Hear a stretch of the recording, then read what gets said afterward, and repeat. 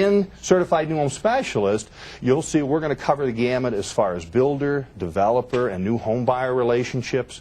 We're going to talk about contracts. We're going to talk about sales techniques, strategies, all kinds of things that allow you to succeed in working again with builders, developers, and new home buyers. All right? Does that sound like fun? Yeah. Are you excited about that? Yeah. Can you feel the excitement? It's already growing in the room. I'm excited about it. We've had people take this course, have had 35, 40 years plus experience out there working in the business, and they'll go through and they'll say, you know what? As much as I've done this, as long as I've been doing it, I just really never thought of that. I never put this together or that together. A little story I like to tell that relates to that, because as an instructor, one of my challenges is making sure that everyone who's taking the course gets up to speed, and we don't have any blanks in the overall. When you get to the end, you've got the comprehensive package of material and understanding to make things work.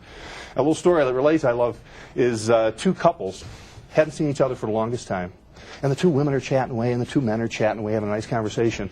And the one guy says to the other guy, it's a brand new restaurant downtown. The food, the service, terrific. The prices are reasonable. You really ought to check it out. The other guy says, no kidding, I'd love to. What's the name of the restaurant? Well, he's up in years. They're both pretty old. And he's scratching his head. He's trying to remember. And he says to the other guy, what is that flower that has a long stem on it with thorns on the stem? And the guy says, that's a rose. He says, that's right. He turns to his wife. He says, Rose, what is the name? What's the name of that restaurant we went to the other night? Now, some of you may relate to that a little too directly. The message is, do you agree? You know, some of us here have tremendous levels of experience.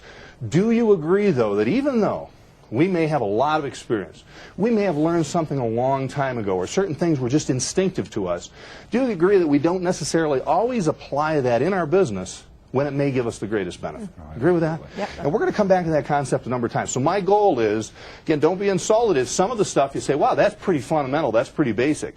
The fundamentals are absolutely essential. Ask a pro football player or basketball player. Ask Tiger Woods if the basics, you know, those little details are important.